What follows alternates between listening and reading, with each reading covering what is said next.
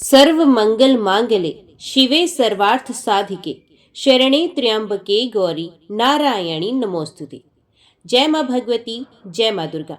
आज की वीडियो में आप सुनेंगे चैत्र मास महात्म्य के अध्याय 18 की कथा। राजा जनमेजय बोले, हे व्यास जी, शुक्राचार्य का रूप धारण करने वाले बुद्धिमान गुरु बृहस्पति ने छल पूर्वक दैत्यों का पुरोहित बनकर क्या किया? वे तो देवताओं के गुरु हैं, सदा से सभी विद्याओं के निधान हैं और महर्षि अंगिरा के पुत्र हैं। तब उन मुनि ने छल क्यों किया? मुनियों ने समस्त धर्म शास्त्रों में सत्य को ही धर्म का मूल बताया है, जिससे परमात्मा तक प्राप्त किए जा सकते हैं। जब बृहस्पति भी दानवों से झूठ बोले, तब संसार में कौन गृहस्थ सत्य बोलने वाला हो सकेगा? हे मुने, संपूर्ण ब्रह्मांड का वैभव पास में हो जाने पर भी कोई व्यक्ति अपने आहार से अधिक नहीं खा सकता। तब उसी के निमित्त मुनि लोग भी मिथ्या भाषण में किस लिए प्रवृत्त हो जाते हैं? इस प्रकार के अशिष्ट आचरण से देवगुरु बृहस्पति के वचनों की प्रामाणिकता क्या नष्ट नहीं हो गई? और इस छल कर्म में लिप्त होने से उन्हें निष्कलंक कैसे कहा जा सकता है? मुनियों ने देवताओं को सत्व गुण से, मनुष्यों को रजोगुण से तथा पशु पक्षियों को तमोगुण से उत्पन्न बताया है। यदि स्वयं देवगुरु बृहस्पति ही साक्षात मिथ्या भाषण में प्रवृत्त हो गए, तब रजोगुण तथा तमोगुण से युक्त कौन प्राणी सत्यवादी हो सकेगा? इस प्रकार तीनों लोगों के मिथ्या परायण हो जाने पर धर्म की स्थिति कहाँ होगी और सभी प्राणियों की क्या दशा होगी? यही मेरा संदेह है। भगवान विष्णु, ब्रह्मा, इंद्र तथा और भी दूसरे महान देवतागण सब छल कार्य में निपुण हैं। तब मनुष्यों की तो बात ही क्या। सभी देवता और तपोधन मुनिगण भी काम तथा क्रोध से संतप्त और लोभ से व्याकुलचित होकर छल प्रपंच में तत्पर रहते हैं।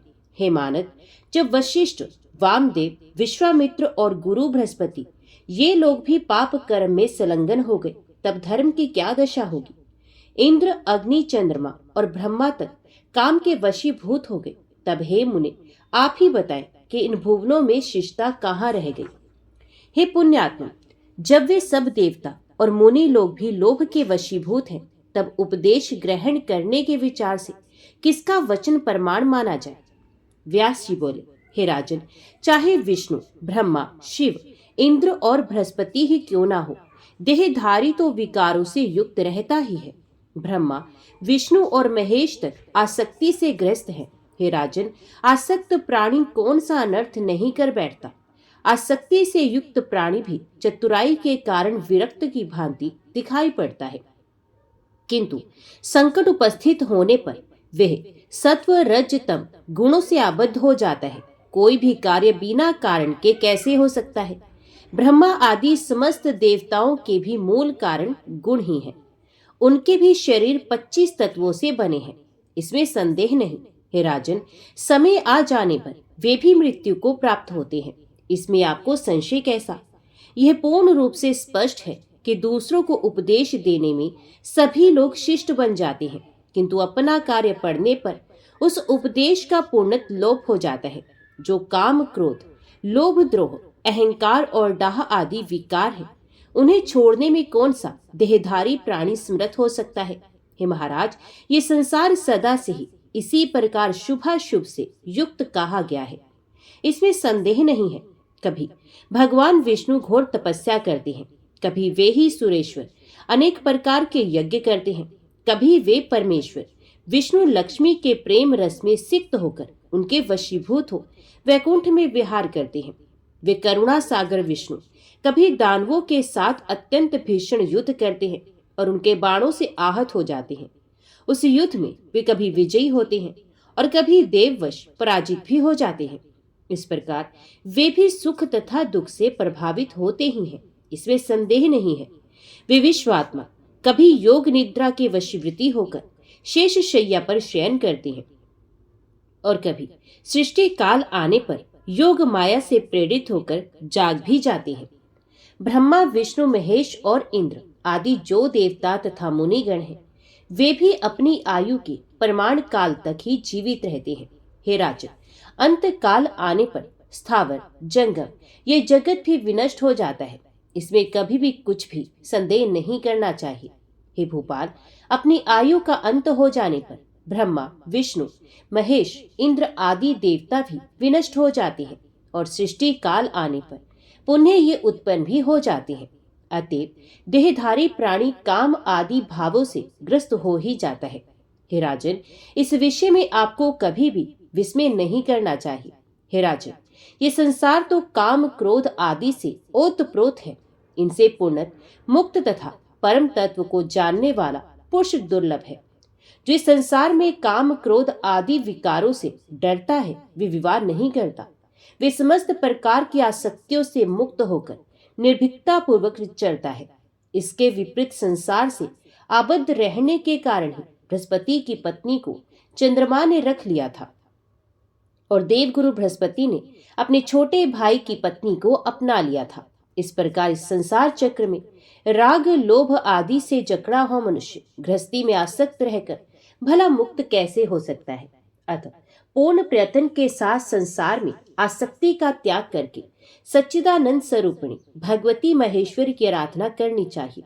हे राजन, ये संपूर्ण चराचर जगत उन्हीं के माया रूपी गुण से आच्छादित होकर उन्मत्त तथा मदिरा पान करके मतवाले मनुष्य की भांति चक्कर काटता रहता है। उन्हीं की आराधना के द्वारा सत्व आदि सभी गुणों को पराभूत करके बुद्धिमान मनुष्य मुक्ति प्राप्त कर सकता है। इसके अतिरिक्त कोई दूसरा मार्ग नहीं है। आराधित होकर महेश्वरी जब तक कृपा नहीं करती तब तक सुख कैसे हो सकता है। उनके सदृश दयावान दूसरा कौन है। अतः निष्कपट भाव से करुणा सागर भगवती की आराधना करनी चाहिए, जिनके भजन से मनुष्य जीते जी मुक्ति प्राप्त कर सकता है। दुर्लभ मनुष्य जन्म पाकर जिसने उन महेश्वरी की उपासना नहीं की, वह मानो अंतिम सीढ़ी से फिसल कर गिर गया हो। मैं तो यही धारण रखता हूँ। संपूर्ण विश्व अहंकार से आच्छादित है, तीनों गुणों से युक्त है तथा असत्य से बंधा हुआ है। तब प्राणी मुक्त कैसे हो सकता है। अतः सब कुछ छोड़कर सभी लोगों को भगवती भुवनेश्वरी की उपासना करनी ही चाहिए। राजा बोले, हे पितामह, शुक्राचार्य का रूप धारण करने वाले देवगुरु बृहस्पति ने वह दैत्यों के पास पहुंचकर क्या किया और शुक्राचार्य पुनः कब लौटे, वे हमें बताइए। व्यास जी बोले, हे राजा, तब गोपनीय ढंग से शुक्राचार्य का स्वरूप बनाकर देवगुरु ने जो कुछ किया वे मैं बताता हूँ, आप सुनिए। देवगुरु बृहस्पति ने दैत्यों को बोध प्रदान किया। तब शुक्राचार्य को अपना गुरु समझकर और उन पर पूर्ण विश्वास करके सभी दैत्य उन्हीं के कथन अनुसार व्यवहार करने लगे। अत्यधिक मोहित चित्त दैत्य बृहस्पति को शुक्राचार्य समझकर विद्या प्राप्ति के लिए उनके शरणागत हुए। देवगुरु बृहस्पति ने भी उन्हें बहुत ठगा। ये सत्य है कि लोभ से कौन सा प्राणी मोह में नहीं पड़ जाता। तब जयंती के साथ क्रीड़ा करते करते निर्धारित प्रतिज्ञा संबंधी 10 वर्ष की अवधि पूर्ण हो जाने पर शुक्राचार्य अपने यजमानों के विषय में विचार करने लगे कि मेरी राह देखते हुए वे आशान्वित हो बैठे होंगे। अतः अब मैं चलकर अपने उन अत्यंत भयभीत यजमानों को तो देखूं, कहीं ऐसा ना हो कि मेरे उन भक्तों के सम्मुख देवताओं से कोई भय उत्पन्न हो गया हो। ये सोचकर अपनी बुद्धि स्थिर करके उन्होंने जयंती से कहा, हे सुनैने, मेरे पुत्र सदृश दैत्यगण देवताओं के पास कालक्षेप कर रहे हैं। प्रतिज्ञा अनुसार तुम्हारे साथ रहने का 10 वर्ष का समय पूरा हो चुका है। अतः हे देवी, अब मैं अपने यजमानों से मिलने जा रहा हूँ। मैं पुनः तुम्हारे पास शीघ्र ही लौट आऊंगा। परम धर्म परायणा जयंती ने उनसे कहा, हे धर्मज्ञ, बहुत ठीक है, आप स्वेच्छा पूर्वक जाइए, मैं आपका धर्म लुप्त नहीं होने दूंगी। उसका ये वचन सुनकर शुक्राचार्य वहां से शीघ्रता पूर्वक चल पड़े। वहां पहुंचकर उन्होंने देखा कि दैत्यों के पास विराजमान होकर बृहस्पति उनका रूप धारण करके शांचित हो शल से उन्हें अपने द्वारा रचित जिन धर्म तथा यज्ञ निंद पर वचनों की शिक्षा इस प्रकार दे रहे हैं। हे देवताओं के शत्रुगण, मैं सत्य तथा आप लोगों के हित की बात बता रहा हूँ कि अहिंसा सर्वोपरि धर्म है। आतताइयों को भी नहीं मारना चाहिए। भोग परायण तथा अपनी जीवा के स्वाद के लिए सदा तत्पर रहने वाले द्विजों ने वेद में पशु हिंसा का उल्लेख कर दिया है, किंतु सच्चाई ये है कि अहिंसा को ही सर्वोत्कृष्ट माना गया है। इस प्रकार की वेद शास्त्र विरोधी बातें कहते हुए देवगुरु बृहस्पति को देखकर वे भृगु पुत्र शुक्राचार्य आश्चर्यचकित हो गए। वे मन ही मन सोचने लगे, ये देवगुरु तो मेरा शत्रु है। इस धूर्त ने मेरे यजमानों को अवश्य ठग लिया है, इसमें संदेह नहीं है। नरक के द्वार स्वरूप तथा पाप के बीज रूप उस उग्र लोभ को धिक्कार है, जिस लोभ रूप पाप से प्रेरित होकर देवगुरु बृहस्पति भी झूठ बोल रहे हैं, जिनका वचन प्रमाण माना जाता है और जो समस्त देवताओं के गुरु तथा धर्मशास्त्रों के प्रवर्तक हैं, वे भी पाखंड के पोषक हो गए। लोभ से विकृत मन वाला प्राणी क्या क्या नहीं कर डालता, दूसरों की तो बात ही क्या, जबकि साक्षात देव गुरु ही इस प्रकार के पाखंड के पंडित हो गए हैं। श्रेष्ठ ब्राह्मण होकर भी ये धूर्तों की सारी भाव भंगिमाएं बनाकर मेरे इन घोर अज्ञानी दैत्य यजमानों को ठग रहे हैं। मन में ऐसा सोचकर उन दैत्यों से शुक्राचार्य ने हंसते हुए कहा, हे दैत्यगण, मेरा स्वरूप बनाए हुए इस देवगुरु बृहस्पति ने तुम लोगों को ठग लिया क्या?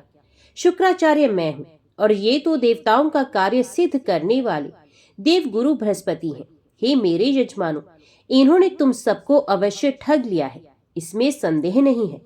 इनकी बातों पर विश्वास मत करो, ये पाखंडी हैं तथा मेरा स्वरूप बनाए हुए हैं। तुम लोग मेरा अनुसरण करो और इन बृहस्पति का त्याग करो। उनका ये वचन सुनकर और फिर उन दोनों को समान रूप वाला देखकर सभी दैत्य महान आश्चर्य में पड़ गए। पुनः उन्होंने विचार किया कि हो सकता है कि यही शुक्राचार्य हों। इस प्रकार उन दैत्यों को अत्यंत विस्मित देखकर शुक्राचार्य रूपधारी गुरु बृहस्पति ने ये बात कही, मेरा स्वरूप बनाए हुए ये देवगुरु बृहस्पति तुम सबको धोखा दे रहे हैं। ये देवताओं का कार्य सिद्ध करने के निमित्त तुम लोगों को ठगने के लिए आए हैं। हे श्रेष्ठ दैत्यगण, तुम लोग इनकी बात पर विश्वास मत करो। मैंने शंकर जी से विद्या प्राप्त कर ली है और उसे तुम सबको पढ़ा रहा हूँ। इस प्रकार मैं तुम्हें देवताओं पर विजय दिला दूंगा, इसमें संदेह नहीं। शुक्राचार्य का रूप धारण करने वाले देवगुरु बृहस्पति का ये वाक्य सुनकर उन दैत्यों को पूर्ण विश्वास हो गया कि ये ही निश्चित रूप से हमारे गुरु शुक्राचार्य हैं। उस समय शुक्राचार्य ने उन्हें बहुत प्रकार से समझाया, फिर भी समय के फेर से गुरु बृहस्पति की माया से मोहित होने के कारण वे दैत्य समझ नहीं सके। ऐसा निश्चय करने के उपरांत उन्होंने शुक्राचार्य से कहा, यही हमारे गुरु हैं। ये धर्मात्मा हमें बुद्धि प्रदान करने वाले हैं और हमारा हित करने में तत्पर हैं।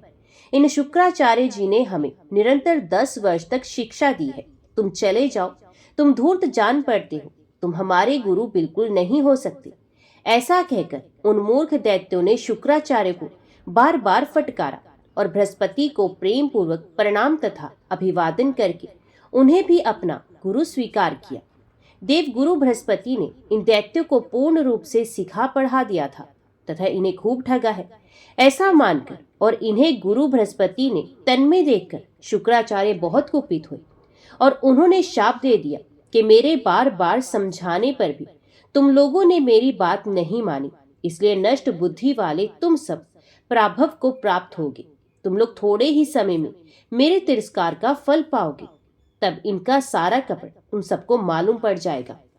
ऐसा कहकर क्रोध में भरे शुक्राचार्य तत्काल चल दिए और शुक्राचार्य रूपधारी बृहस्पति प्रसन्न होकर निश्चिंत भाव से वहां रहने लगे।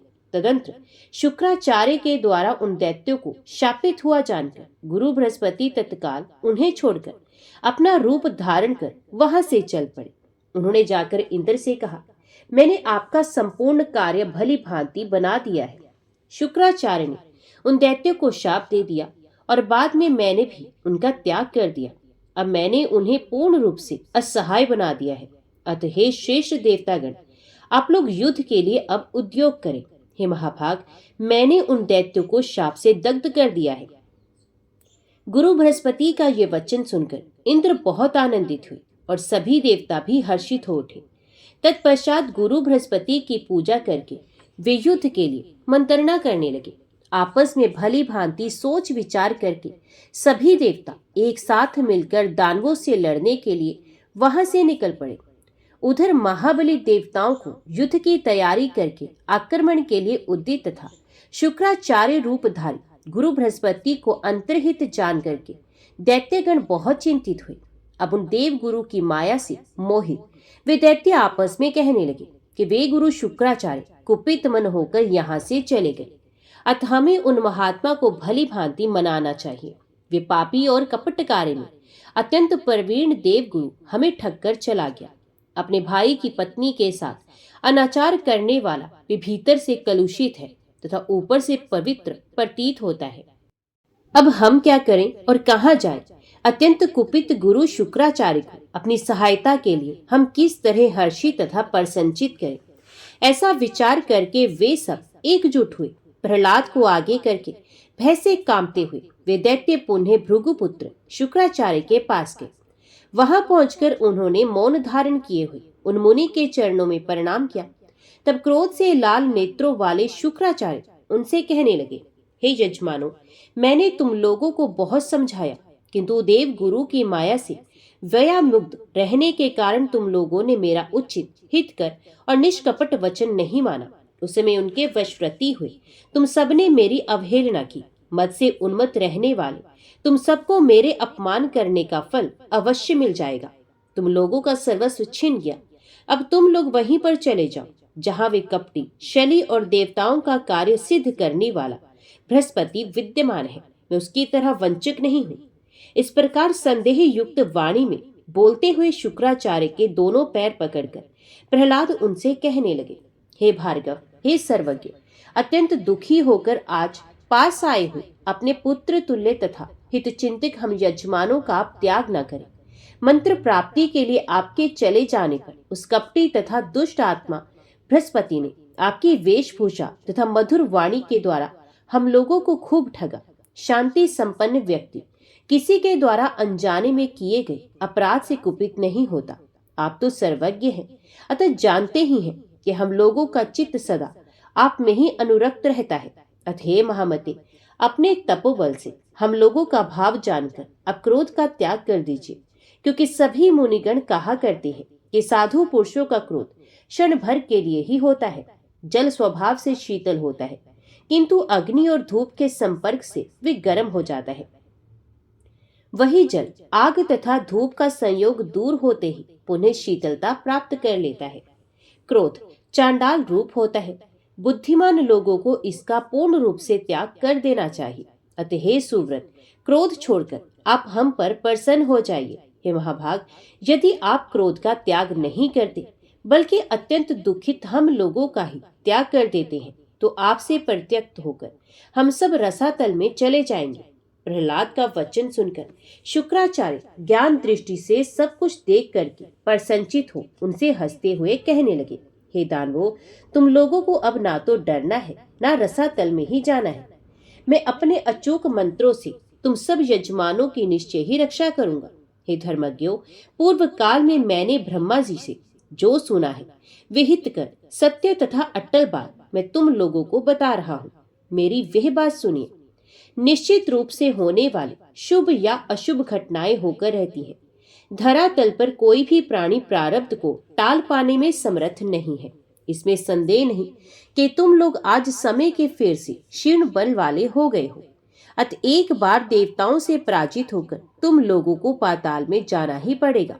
अब तुम लोगों का समय परिवर्तन उपस्थित हुआ है, ऐसा ब्रह्मा जी ने कहा था। कुछ दिनों पूर्व तुम लोगों ने सब प्रकार से समृद्ध राज्य सुख का भोग किया था। उस समय देवताओं पर आक्रमण करके उनके मस्तक पर चरण रखकर तुम लोगों ने देव योग से पूरे 10 युगों तक इस दिव्य त्रिलोकी पर शासन किया था।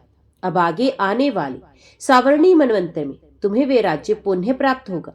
तुम्हारा पुत्र बलि तीनों लोकों में विजयी होकर राज्य को पुण्य प्राप्त कर लेगा। जिस समय वामन रूप धारण करके भगवान विष्णु ने राजा बलि का राज्य छीन लिया था, उस समय भगवान विष्णु ने आपके पुत्र बलि से कहा था, हे बलि, मैंने तुम्हारा ये राज्य देवताओं की अभिलाषा पूरी करने के लिए छीना है, किंतु आगे सावर्णी मनवंतर के उपस्थित होने पर तुम इंद्र बनोगे। शुक्राचार्य बोले, हे प्रहलाद, भगवान विष्णु के द्वारा ऐसा कहा गया। तुम्हारा पुत्र बलि इस समय सभी प्राणियों से अदृश्य रहकर डरे हुए की भांति गुप्त रूप से विचरण कर रहा है। एक समय की बात है, इंद्र से भयभीत बलि गंधर्व का रूप धारण करके एक सूने घर में स्थित थे। तभी वहां पहुंचकर इंद्र उन बलि से बार बार पूछने लगे, हे दैत्य श्रेष्ठ, आपने गर्दभ का रूप क्यों धारण किया? आप तो समस्त लोगों को भोग करने वाले और दैत्यों के शासक हैं। हे राक्षस श्रेष्ठ, क्या गर्दभ का रूप धारण करने में आपको लज्जा नहीं लगती? तब इंद्र की वे बात सुनकर बलि ने इंद्र से ये वचन कहा, हे शतक्रतुः, इसमें शोक कैसा? जैसे महान तेजस्वी भगवान विष्णु ने मत्स्य और कश्यप का रूप धारण किया था, उसी प्रकार मैं भी समय के फेर से गर्दभ रूप से स्थित हूँ। जिस प्रकार तुम ब्रह्मत्या से दुखी होकर कमल में छिपकर पड़े हो, उसी तरह मैं भी आज गर्दभ का रूप धारण करके स्थित हूँ। हे पाक शासन, देव के अधीन रहने वालों को क्या दुख और क्या सुख। देव जिस रूप में जो चाहता है वैसा निश्चित रूप से करता है। शुक्राचार्य बोले, इस प्रकार बलि और देवराज इंद्र ने परस्पर उत्तम बातें करके परम संतुष्टि प्राप्त की और इसके बाद वे अपने अपने स्थान को चले गए। ये मैंने तुमसे प्रारब्ध की बलवत्ता का भली भांति वर्णन कर दिया। देवताओं, असुरों और मानवों से युक्त संपूर्ण जगत देव के अधीन है। उन महात्मा शुक्राचार्य का ये वचन सुनकर राजकुमार प्रहलाद अत्यंत हर्षित हुए। प्रारब्ध को बलवान मानकर प्रहलाद ने उन दैत्यों से कहा, युद्ध करने पर भी विजय कभी नहीं होगी। तदंतर विजय की अभिलाषा रखने वाले उन दानवों ने अभिमान से चूर होकर कहा, हमें तो निश्चित रूप से संग्राम करना चाहिए। देव क्या है इसे हम लोग नहीं जानते। हे दानवेश्वर, उद्यम रहत लोगों के लिए ही देव प्रधान होता है। देव को किसने देखा, कहाँ देखा, देव कैसा है और उसे किसने बनाया? अतएव अब हम लोग बल का आश्रय लेकर युद्ध करेंगे। हे दैत्य श्रेष्ठ, हे महामते, आप सर्वज्ञ हैं, आप केवल हमारे आगे रहे। हे राजन, तब उन दैत्यों के ऐसा कहने पर महाबली शत्रु को भी मार डालने वाले प्रहलाद ने उनका सेनाध्यक्ष बनकर देवताओं को युद्ध के लिए ललकारा। दैत्यों को सम्रांगण में डटे हुए देखकर उन सभी देवताओं ने भी अपनी पूरी तैयारी कर ली और वे उनके साथ युद्ध करने लगे। तदंतर इंद्र और प्रहलाद का विभीषण संग्राम पूरे 100 वर्षों तक होता रहा। ये युद्ध मुनियों को विस्मित कर देने वाला था। हे राजन, शुक्राचार्य के द्वारा संघर्षित प्रहलाद आदि प्रधान दैत्यों ने उस हो रहे महायुद्ध में विजय प्राप्त की। तब इंद्र ने गुरु बृहस्पति के वचन अनुसार संपूर्ण दुखों को दूर करने वाली, मुक्ति देने वाली तथा परम कल्याण स्वरूपिणी भगवती का मन ही मन स्मरण किया। इंद्र बोले, हे महामाय, हे शूलधारिणी, हे अंबिके, हे शंख चक्र गदा पद्म तथा खड़ग से सुशोभित हाथों वाली, हे अभय प्रदान करने वाली, हे देवी, आपकी जय हो। हे भुवनेश्वरी, हे शक्ति, हे शक्तादि 6 दर्शनों की नायिका स्वरूपिणी, हे 10 तत्वों की अधिष्ठात्री देवी, हे महाबिंदु स्वरूपिणी, हे माता, आपको नमस्कार है। हे माता, आप हम पर प्रसन्न होने की कृपा करें और प्रफुल्लित मुख मंडल वाली हो जाए। हे जननी, दैत्यों से पराजित हम निर्बलों की रक्षा कीजिए। हे देवी, एकमात्र आप ही हमें शरण प्रदान करने वाली हैं। अब संसार में प्रमाण स्वरूपा है। हे समस्त पराक्रमों से युक्त भगवती, हम लोगों का दुख दूर करने में आप पूर्ण समर्थ हैं। जो भी आपका ध्यान करते हैं वे परम सुखी हो जाते हैं और आपकी उपासना ना करने वाले दूसरे लोग दुखी तथा शोक और भय से युक्त रहते हैं। मोक्ष की अभिलाषा रखने वाले अहंकार शून्य तथा आसक्ति रहित संत लोग संसार सागर के असीम जल को पार कर लेते हैं। हे देवी, हे विश्व जननी, आप विस्तृत प्रभाव वाली हैं। भक्तों की रक्षा के लिए आप प्रकट हो जाती हैं। अभक्त जनों का दुख दूर करने में समर्थ प्रताप वाली हैं। इस संपूर्ण जगत का संहार करने के लिए आप काल स्वरूपिणी हैं। हे अम्बा, कौन मंदबुद्धि प्राणी आपका चित्र जान सकता है? ब्रह्मा, विष्णु, महेश, सूर्य, इंद्र, यम, वरुण, अग्नि, वायु, निगम, आगम तथा महातपस्वी मुनिगण भी आपकी अनुपम महिमा को जानने में समर्थ नहीं है। हे उमे, जो आपकी भक्ति में तत्पर है वे ही परम धन्य है और सांसारिक दुखों से मुक्त होकर सुख के समुद्र में डूबे रहते हैं। किंतु जो लोग आपकी भक्ति भावना से वंचित हैं वे जन्म मरण रूपी तरंगों वाले दुख में भवसागर को कभी भी पार नहीं कर सकते। जिन भाग्यशाली लोगों के ऊपर स्वच्छ चवर डुलाए जा रहे हैं, जो हास विलास का सुख भोग रहे हैं तथा जो सुंदर यानों पर सवारी कर रहे हैं, उनके विषय में मैं तो यही सोचता हूँ कि उन्होंने पूर्व जन्म में अनेक विध पूजन उपचारों से निश्चय ही आपकी पूजा की है। पूजित होते हुए जो लोग उत्तम हाथियों पर विराजमान रहते हैं, जो रमणियों के साथ आमोद प्रमोद में संलग्न है और जो विनम्र सामंतों के साथ चलते हैं, मैं मानता हूँ कि उन्होंने अवश्य आपकी पूजा की है। तब इंद्र की इस प्रकार स्तुति करने पर भगवती विश्वेश्वरी तुरंत प्रकट हो गई। उस समय वे सिंह पर बैठी हुई थी। वे 4 भुजाओं से युक्त थी। उन्होंने शंख चक्र गदा पद्म धारण कर रखा था। उनके नेत्र सुंदर थे। वे लाल वस्त्र पहने हुए थी और वे देवी दिव्य मालाओं से विभूषित थी।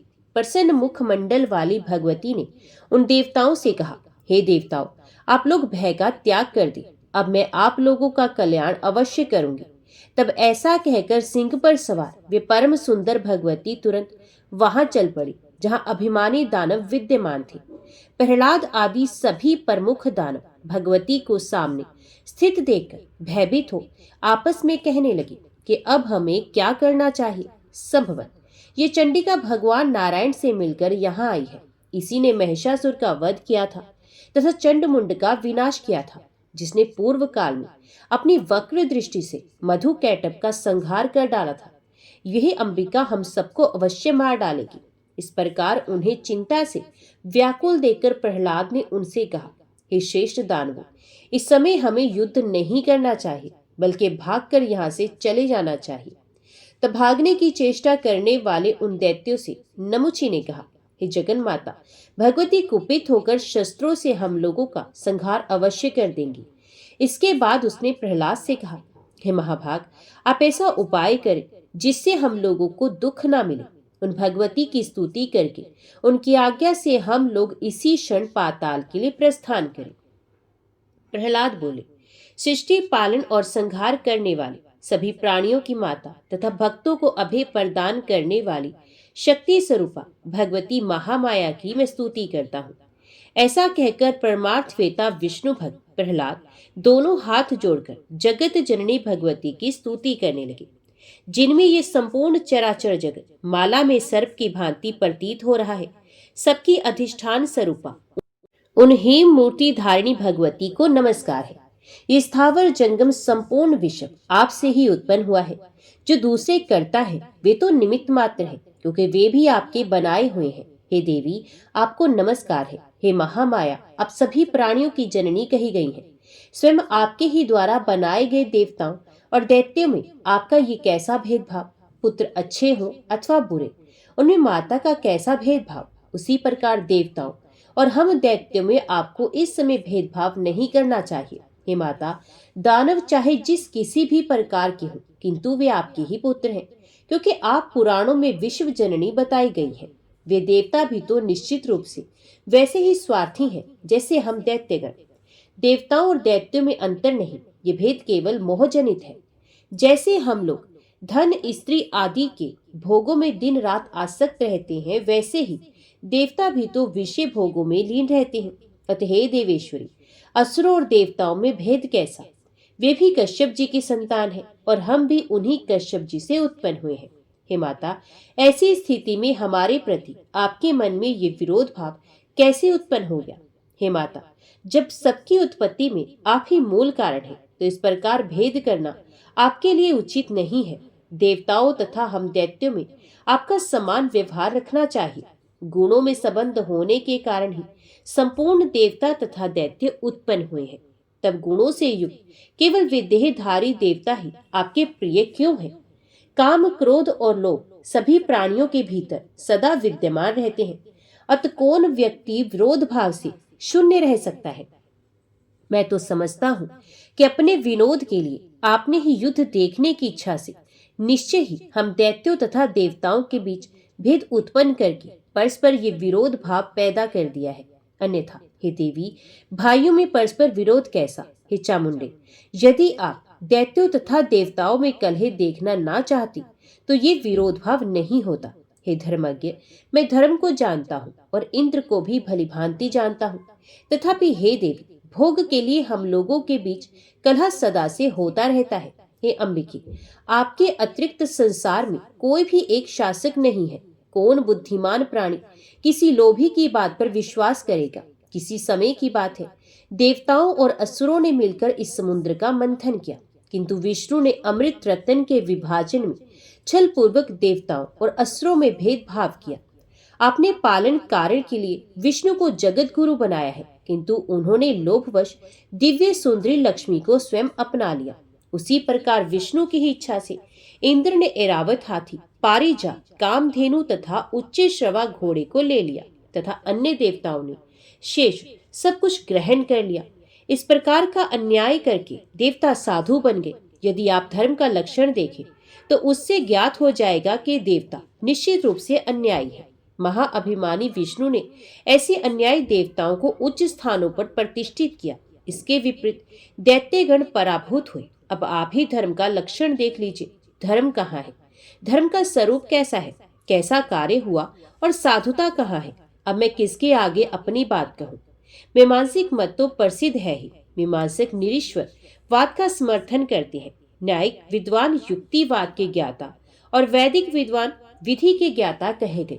कुछ लोग विश्व को सकर्तक मानते हैं। उनमें कुछ लोग विश्व का रचयिता पुरुष को और कुछ लोग प्रकृति को बताते हैं। जड़वादी लोग इससे विपरीत प्रकार की बात करते हैं। यदि इस विस्तृत संसार में कोई एक कर्ता होता तो एक ही कर्म के विषय में लोगों में परस्पर विरोध कैसे होता। वेद में एक मत नहीं है और उसी प्रकार शास्त्रों में भी मतैक्य नहीं है। उन वेद विदों के वचन में भी एक वाक्यता नहीं है, क्योंकि ये समस्त स्थावर जंगम जगत ही स्वार्थ परायण है। संसार में कोई भी ना तो निष्प्रय हुआ है ना ही होगा। चंद्रमा ने जानबूझकर अपने गुरु बृहस्पति की भार्या का बलपूर्वक हरण कर लिया। उसी प्रकार धर्म का निर्णय जानते हुए भी इंद्र ने महर्षि गौतम की पत्नी के साथ अनाचार किया। देवगुरु बृहस्पति ने अपने छोटे भाई की गर्भवती भार्या के साथ रमण किया और गर्भस्थ शिशु को शाप दे दिया और उसे अंधा बना दिया। हे अंबिके, सत्व संपन्न होते हुए भी विष्णु ने बलपूर्वक सुदर्शन चक्र से निरपराध राहु का सर काट लिया। मेरा पौत्र बलि धर्म आत्माओं में श्रेष्ठ, वीर, सत्यव्रत में संलग्न रहने वाला, यज्ञ करता, महादानी, शांत, सर्वज्ञ तथा सबका सम्मान करने वाला था। पूर्व काल में कपट ज्ञानी विष्णु ने वामन का रूप धारण करके उस बलि के साथ भी छल किया और उसका सारा राज्य छीन लिया।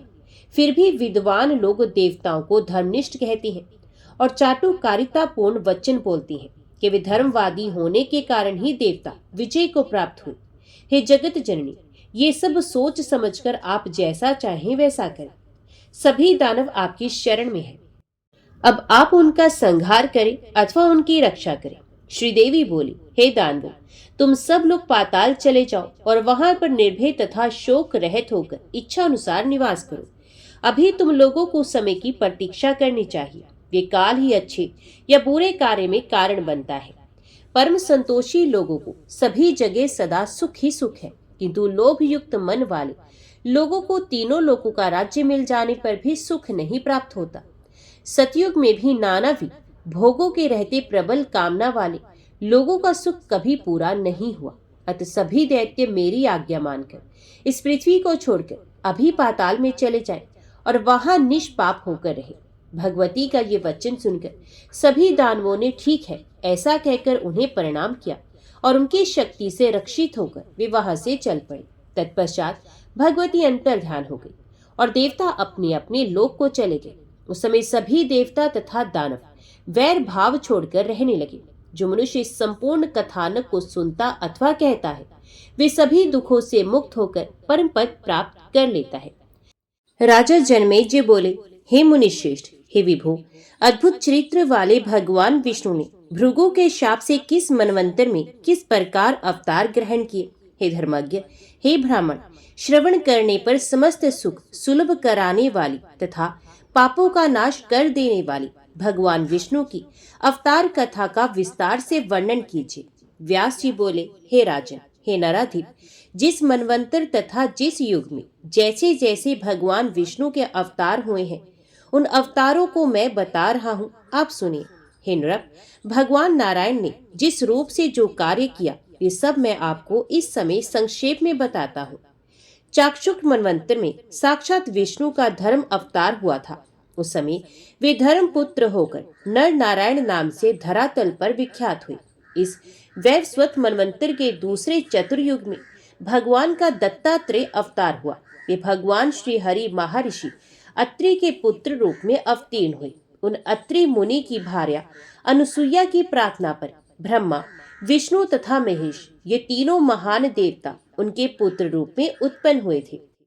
अत्रि की पत्नी साध्वी अनुसुईया सती स्त्रियों में श्रेष्ठ थी, जिनके सम्यक रूप से प्रार्थना करने पर वे तीनों देवता उनके पुत्र रूप में अवतरित हुए। उनमें ब्रह्मा जी सोम रूप में, साक्षात विष्णु दत्तात्रेय के रूप में और शंकर जी दुर्वासा के रूप में उनके यहाँ पुत्र तव को प्राप्त हुए। देवताओं का कार्य सिद्ध करने के लिए चौथे चतुर्युग में 2 प्रकार के रूपों वाला मनोहर नरसिंह अवतार हुआ।